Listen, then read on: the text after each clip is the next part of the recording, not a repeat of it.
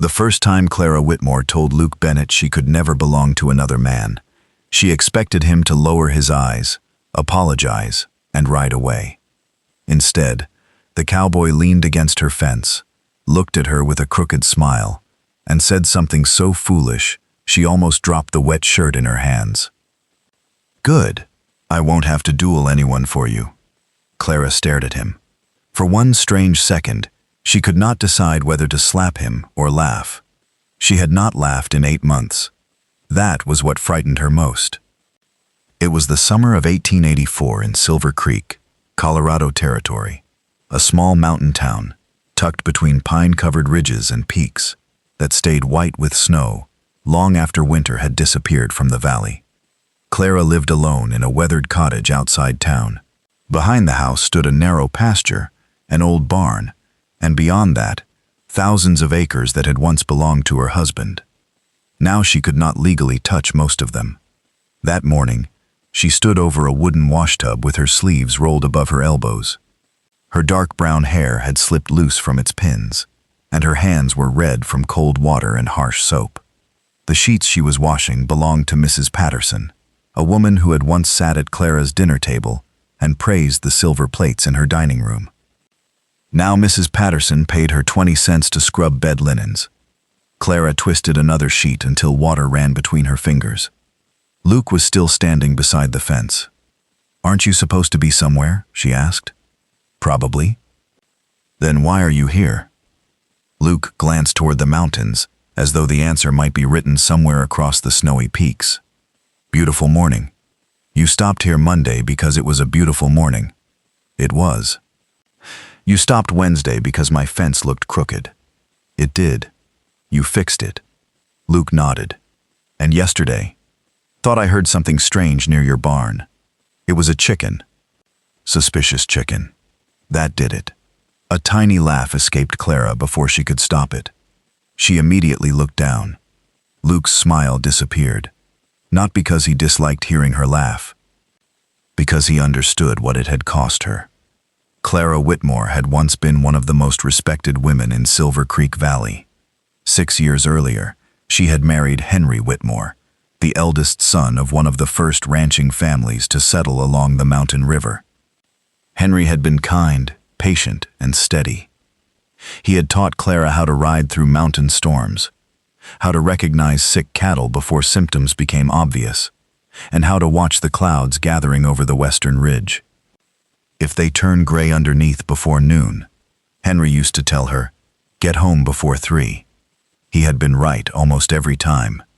8 months earlier, Henry rode into the mountains to inspect fencing near Black Wolf Ravine. He never came home. His horse did. The bay gelding walked through the ranch gate shortly before sunset, calm enough to stop beside the water trough and drink.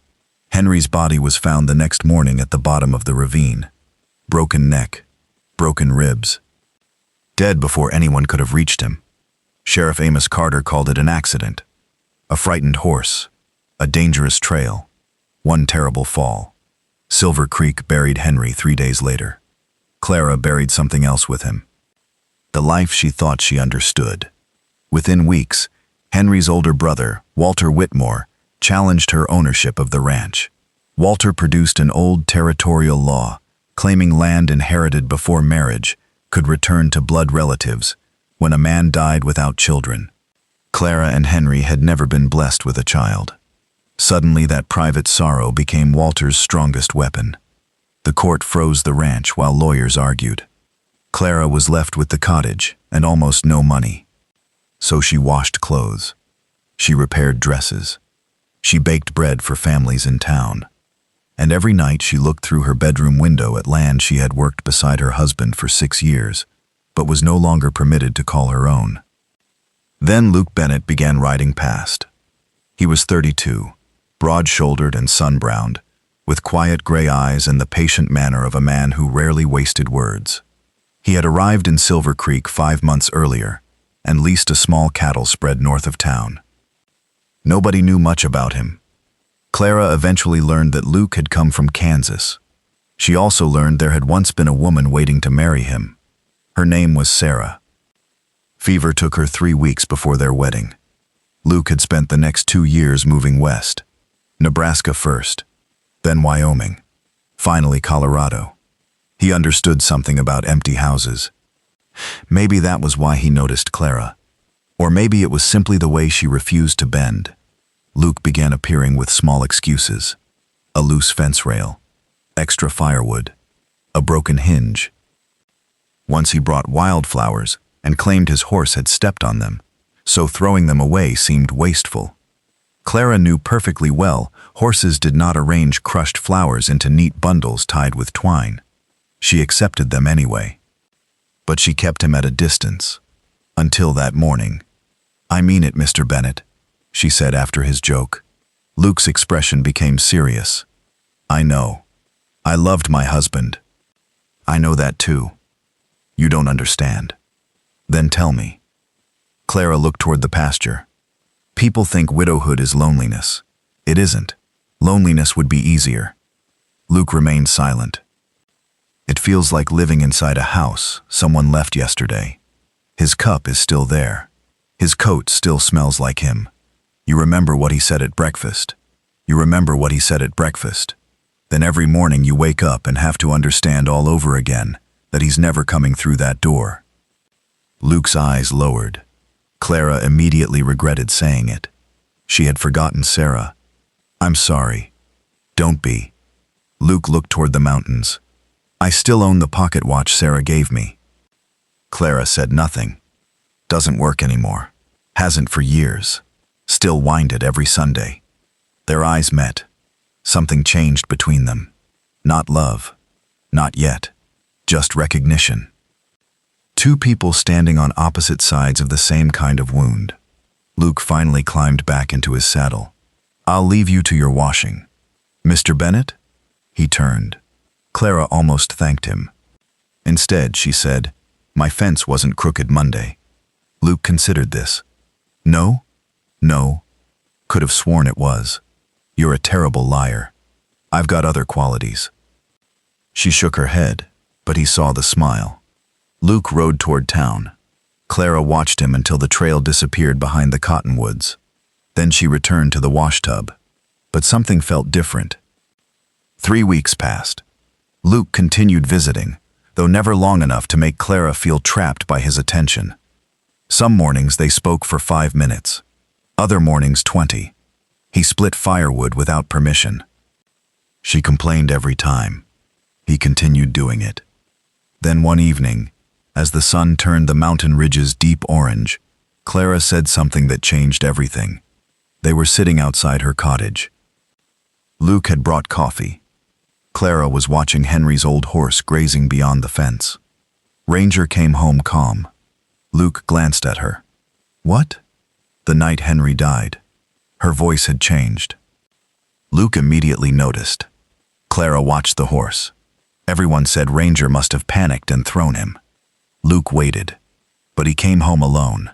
"That happens. Not like this." She turned toward him. "I knew that horse for 6 years, Luke. When Ranger frightened badly, he'd sweat until his coat turned black.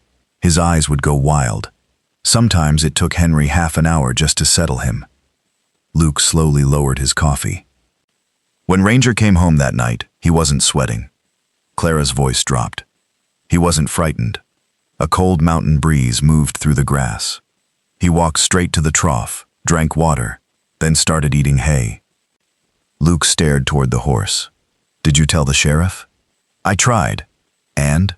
"He said animals behave strangely after accidents." Luke's jaw tightened. Clara looked down at her hands. "I accepted it because I couldn't think straight after Henry died, but lately I keep remembering something else." "What?" She hesitated. 3 days before Henry died, he argued with Walter. Luke became completely still. "About what?" "I don't know." "Did you hear anything?" "Only one sentence." Clara looked directly into Luke's eyes. Henry told him, "You'll never own this land while I'm alive." Neither spoke. Far above the valley, thunder rolled behind the western peaks. Luke looked toward the mountains.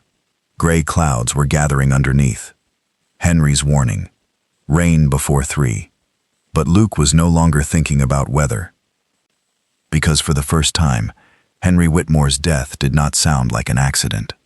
And somewhere across Silver Creek Valley, a man who believed the past had been safely buried was about to discover that the widow had finally started asking questions. Walter Whitmore arrived at Clara's cottage 2 mornings later. She heard his horse before she saw him. The sound alone made her hands stop over the washtub. Walter rarely visited unless he wanted something.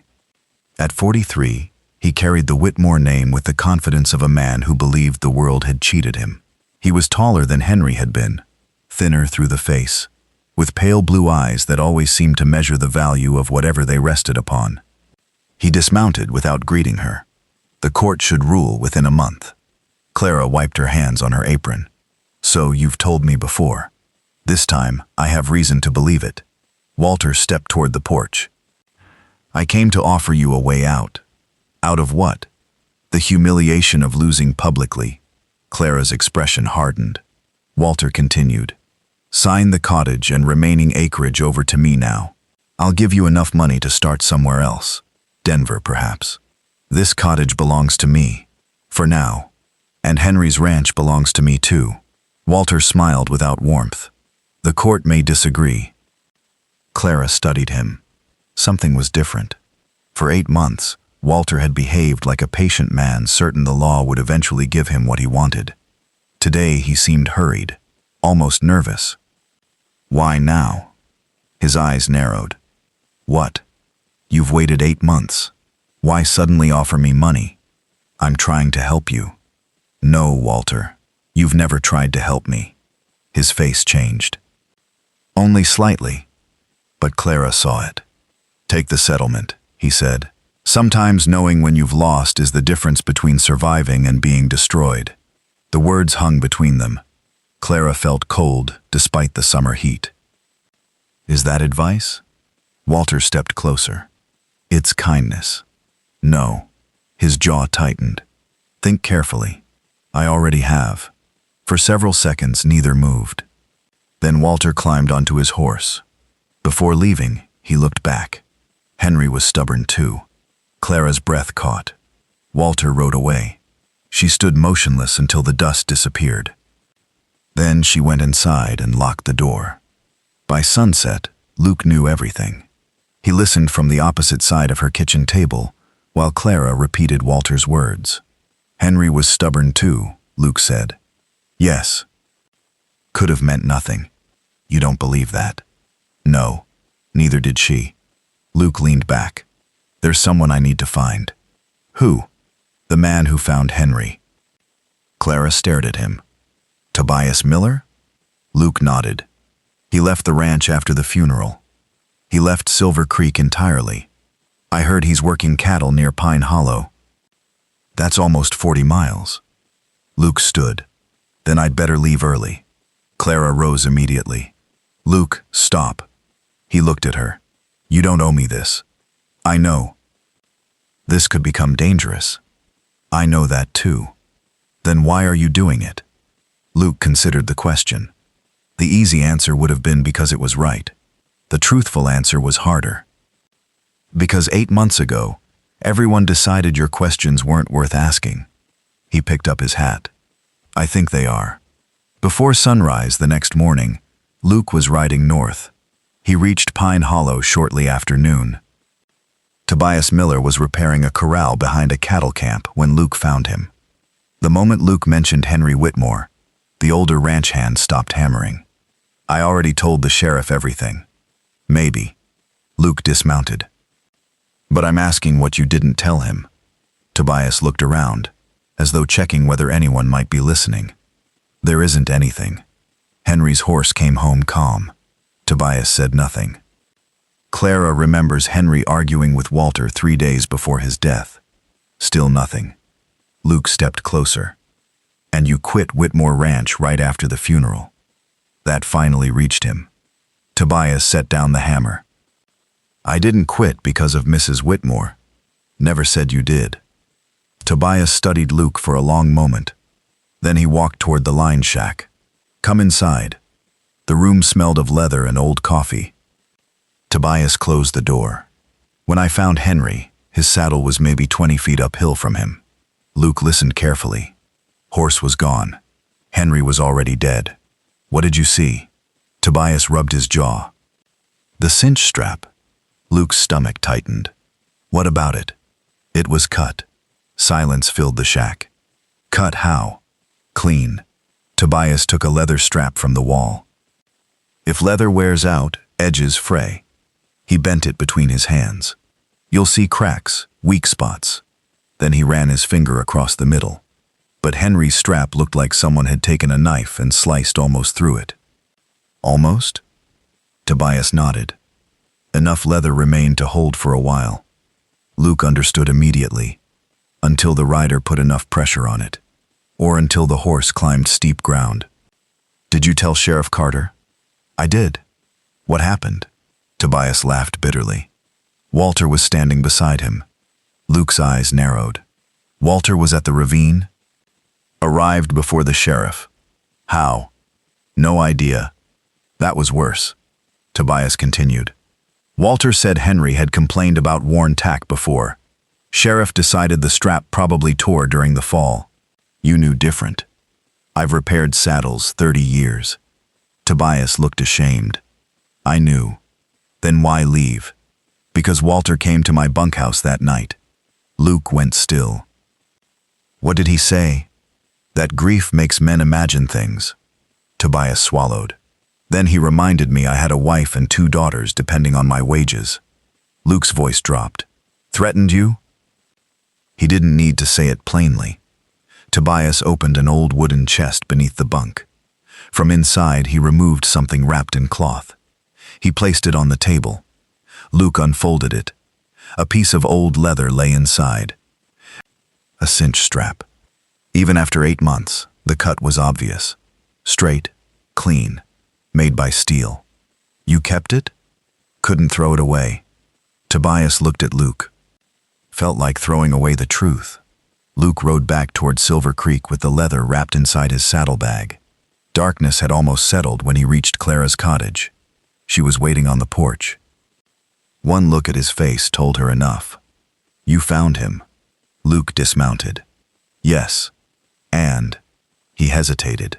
That frightened her more than any immediate answer could have. Come inside. They sat at the kitchen table. Luke placed the wrapped cloth between them. Clara stared at it. What is that? Part of Henry's cinch strap. Her face lost color. Luke unfolded the cloth. She did not touch it. Tobias kept it. Why? Because he knew what he saw. Clara looked at Luke. Tell me. The strap didn't break naturally. Her fingers tightened around the edge of the table. It was cut. The words seemed to empty the room of air. Clara looked again at the leather. No. Luke said nothing. No. Her voice cracked this time. Henry checked his tack every morning. I know. He wouldn't ride with damaged leather. I know. Clara pushed away from the table and stood. So someone cut it. We don't know who. Walter. We don't know that yet. He argued with Henry 3 days before. Clara. He threatened Tobias. Luke's eyes sharpened. She turned. What? Tobias told me Walter visited him after Henry died. Clara froze. Luke explained. By the time he finished, tears stood in her eyes, but she refused to let them fall. Why would Walter kill his own brother for land he might never legally receive? Luke had been asking himself the same question all afternoon. Maybe the ranch is worth more than anyone knows. Clara frowned. It's cattle land. Maybe. Luke looked toward the dark window. But Walter's behaving like a man afraid of running out of time. The next morning, Luke went directly to Sheriff Carter.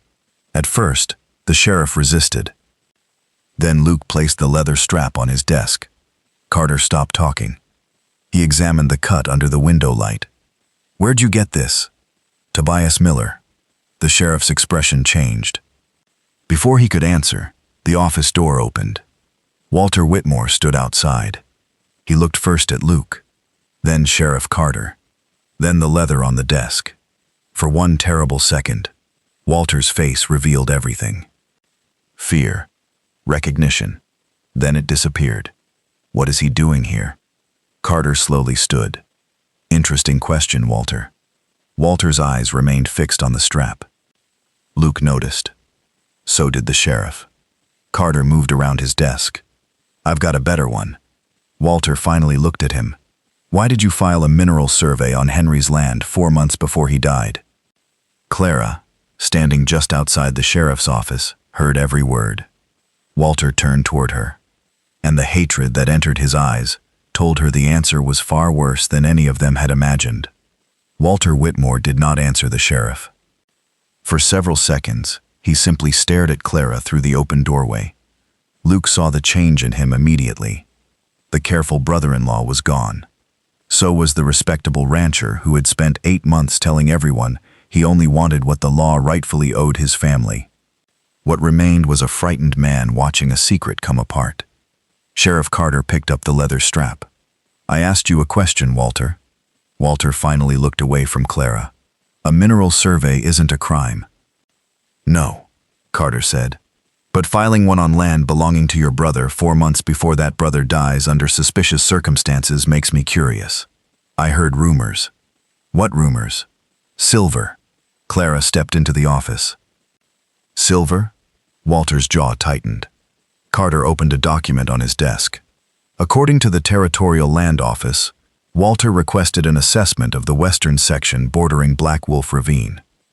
Clara felt the floor shift beneath her. Henry had never mentioned silver. Never once. Luke moved beside her. How much? He asked. Carter looked at Walter. That depends on what he discovered. Walter said nothing. The sheriff's expression hardened. I can find the surveyor myself. Walter gave a short, humorless laugh. You think this proves I killed Henry? I think it gives me a reason to start the investigation I should have conducted 8 months ago. Walter turned toward the door. Carter blocked him. You're staying in town. You can't hold me. Not yet. Carter stepped aside.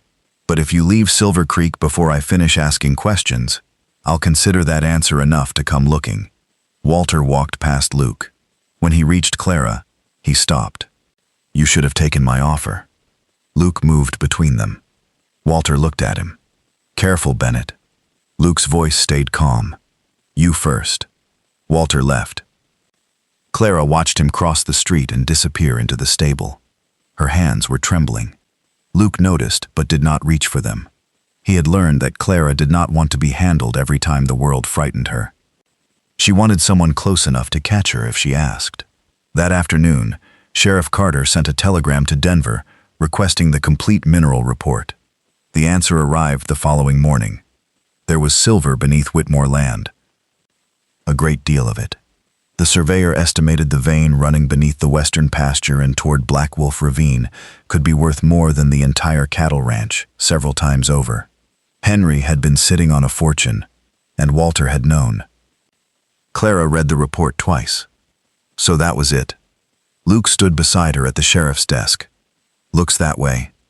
No. She shook her head. That explains greed.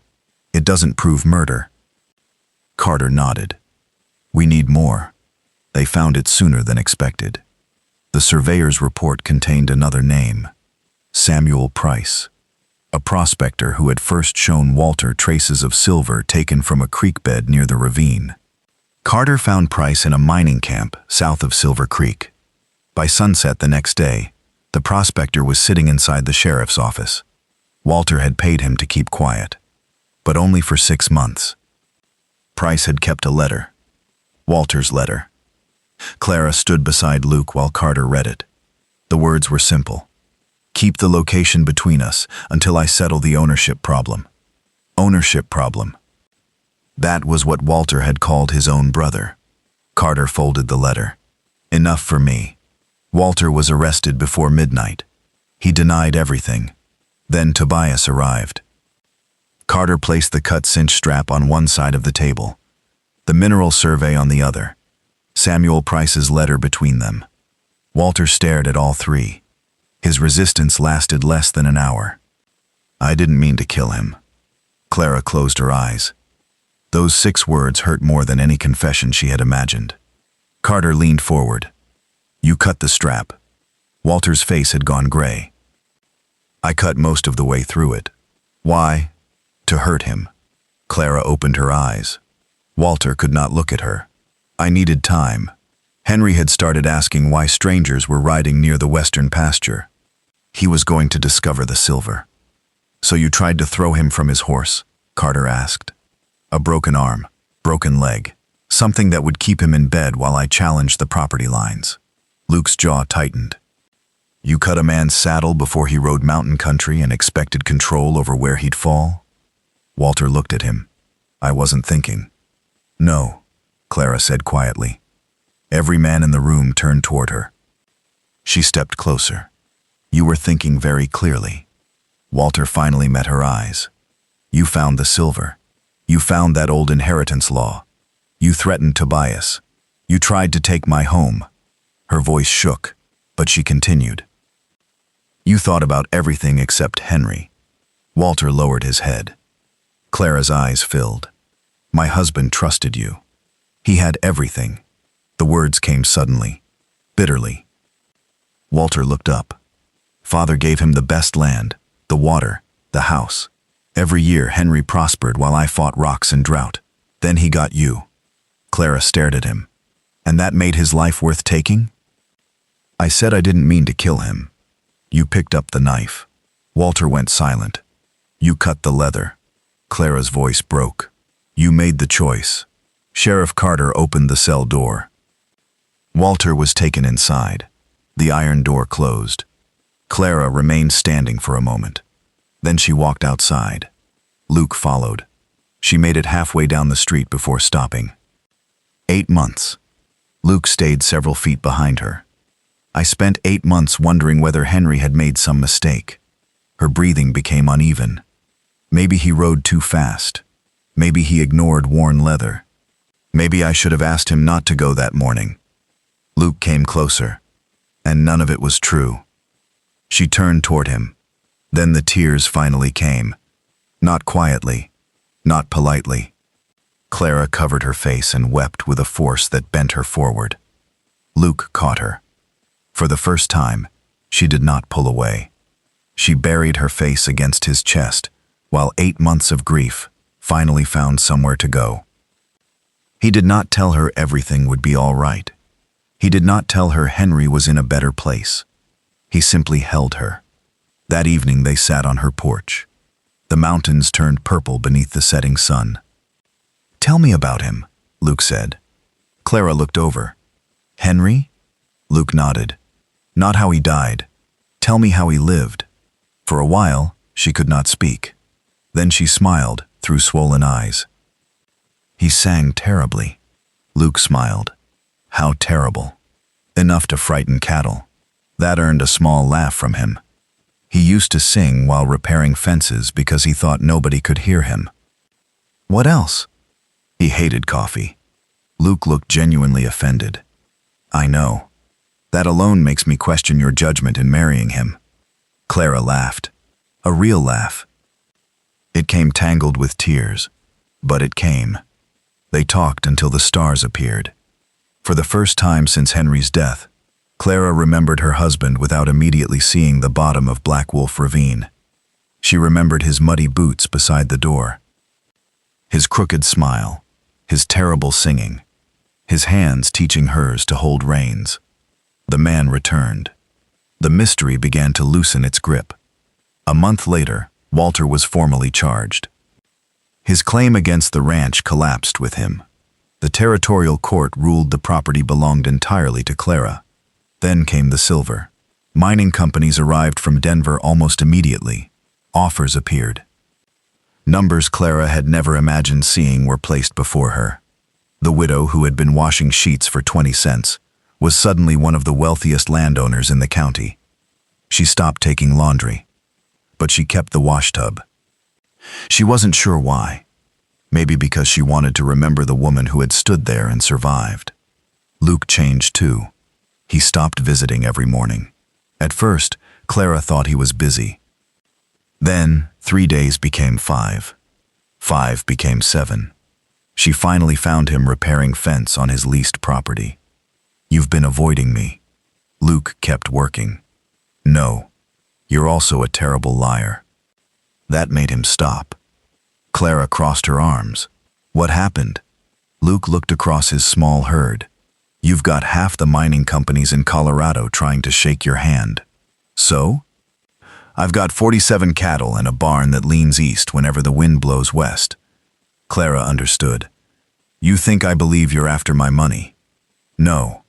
You think other people will. Maybe. Do you care? Luke hesitated. I care whether you ever have reason to wonder. Clara stepped closer. You stopped at my fence when I had nothing. Luke said nothing. You brought firewood when I couldn't pay you. Didn't ask for payment. You rode 40 miles looking for Tobias before either of us knew silver existed. Luke finally met her eyes.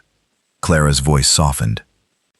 If money can erase all of that in your mind, then you're giving it considerably more power than I intend to. The wind moved through the grass. Luke looked down. I loved Sarah. I know. Part of me thought that meant I only got one chance at this. Clara's breath caught. Luke looked at her again. Then I met a stubborn widow who argues about firewood. She smiled. And lies about crooked fences. That too. He stepped closer. I don't want your ranch. Another step. I don't want your silver. Clara's heart began beating harder. What do you want?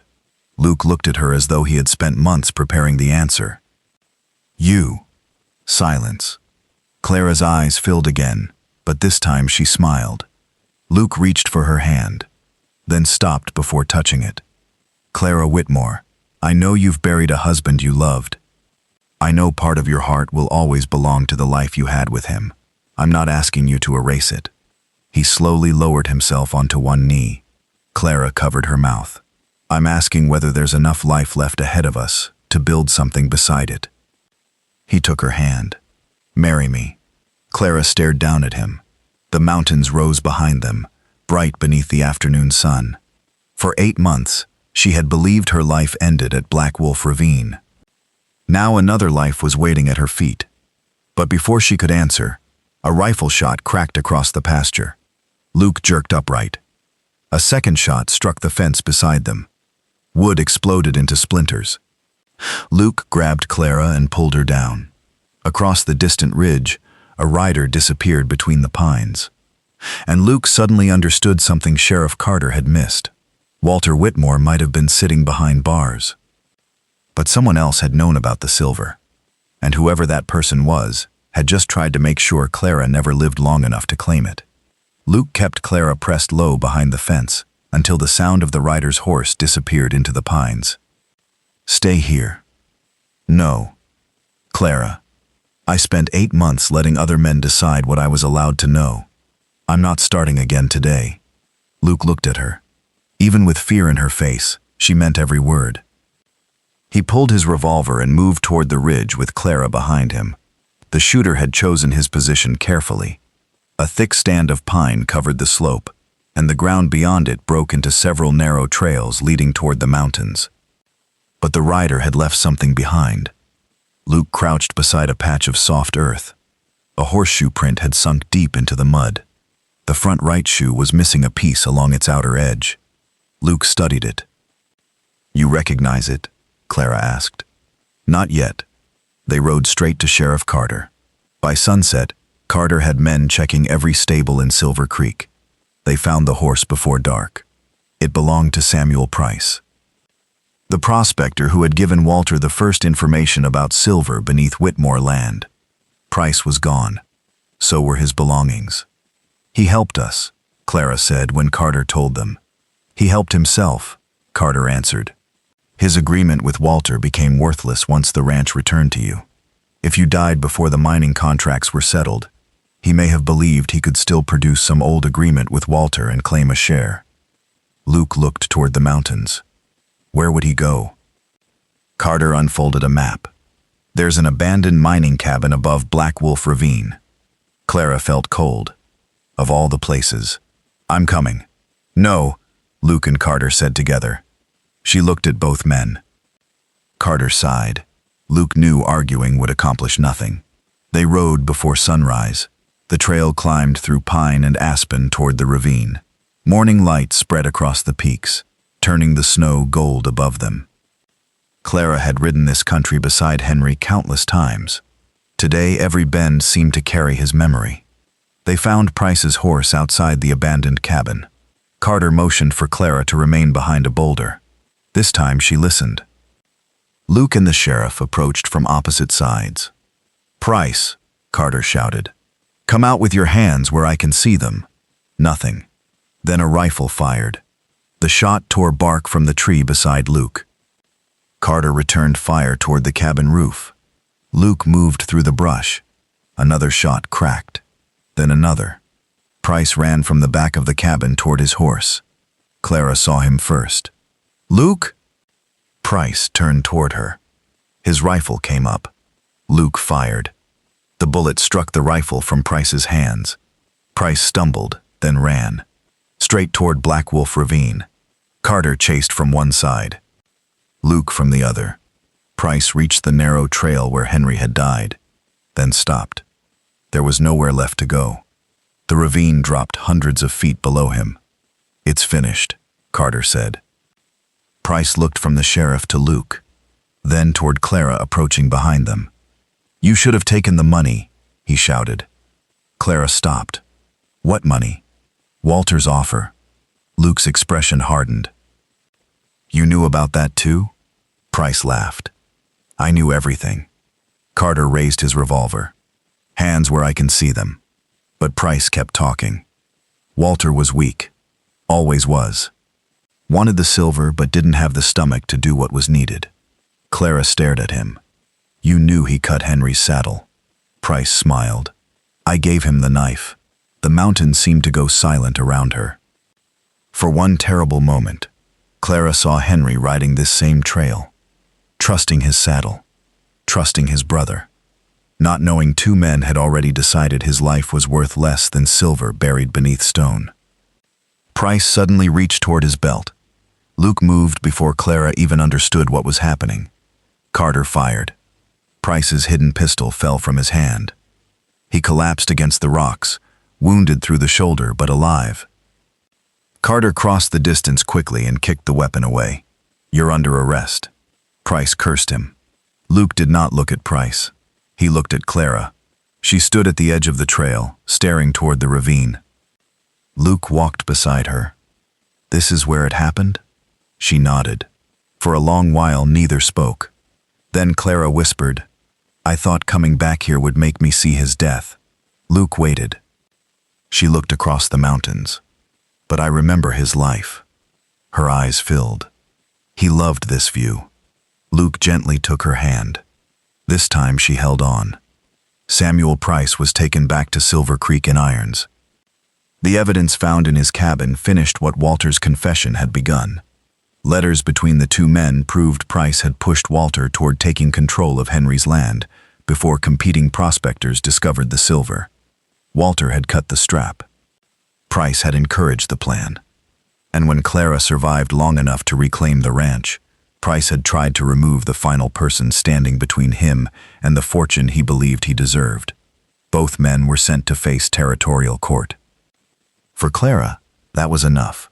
She did not attend every hearing. She did not need to. The truth no longer controlled her. She owned it. That autumn, the first mining agreement was signed. Clara refused every company that wanted quick access without guarantees for the men working underground. She demanded fair wages, safer shafts, proper medical supplies, and compensation for injured workers. Several businessmen laughed. Clara sent them away. Eventually, one stopped laughing. They signed her terms. Tobias Miller returned to Whitmore Ranch as foreman. Sheriff Carter reopened procedures for unexplained deaths throughout the county, determined never again to let convenience stand in place of investigation. And Luke Bennett continued riding past Clara's fence, except now he usually stopped. One evening, as yellow leaves moved through the pasture, Clara found him repairing the same rail he had once falsely claimed was crooked. "You never finished asking me something," she said. Luke looked up, did get interrupted rather dramatically. Your timing was poor. My timing? You chose the exact moment someone wanted to shoot us. I'll plan better next time. Clara smiled. Luke stood. The humor faded from his face. Do you want me to ask again? Clara looked toward the cottage. The washtub still sat beside the porch. She remembered herself standing there months earlier, with aching hands, and 20 cents worth of another woman's sheets. She remembered telling Luke she was a widow, as though widowhood were a locked door. She remembered his ridiculous answer. Good. I won't have to duel anyone for you. At the time, she had thought he was making light of her grief. Now she understood. He had never been asking her to stop loving Henry. He had simply refused to believe love had died with him. Yes, she said. Luke blinked. I haven't asked yet. I know. He laughed. Then he stepped closer. But Clara Whitmore, would you marry a man with 47 cattle, a leaning barn, and a terrible habit of repairing fences that aren't broken? Your herd is 52 now. You've been counting? I own the neighboring ranch. Of course I've been counting. Luke took her hands. Then will you marry me? Clara looked into the face of the man who had known her when she had nothing but grief, work, and questions nobody wanted to hear. Yes. Luke kissed her beneath the last gold light of evening. Not like a man rescuing a widow. Not like a man claiming something another man had left behind. He kissed her like someone being invited into a future she had freely chosen. They married that winter in Silver Creek's small church. Snow covered the valley. The mountains stood white beyond the windows. Clara carried wildflowers Luke had dried from the first bundle he once pretended his horse had stepped on. Tobias stood among the guests. Sheriff Carter sat near the front. And when the preacher asked Clara whether she took Luke Bennett as her husband, she looked at Luke and remembered that morning beside the washtub. I do. Luke leaned closer. Good. Clara narrowed her eyes. He whispered, still didn't have to duel anyone. She laughed so loudly the preacher had to stop. Years passed. Silver from the Whitmore land helped build schools, improve roads, and bring doctors farther into the mountain settlements. Clara and Luke expanded the ranch together. Not his ranch. Not hers. Theirs. They had children who grew up hearing about Henry Whitmore because Clara never erased him from the family story. Luke never asked her to. Henry remained the man who had taught Clara to read storms over the mountains. Luke became the man who taught her that surviving one life did not mean refusing another. Every autumn, when the aspens turned gold, Clara and Luke rode to Black Wolf Ravine. At first, she went to remember Henry. Later, she went because the place no longer frightened her. One autumn afternoon, many years after everything had happened, Luke stood beside her overlooking the valley. You know, he said, your fence really was crooked. Clara looked at him. You've had 15 years to improve that lie. I stand by it. She slipped her hand into his. Below them, Silver Creek shone beneath the afternoon sun. Behind them waited children, cattle, work, laughter, arguments, ordinary dinners, winter storms, and all the small things that had become a life. Clara looked once more toward the mountains Henry had taught her to understand. Then she turned toward the man who had patiently waited until she was ready to love them again. And together, they rode home.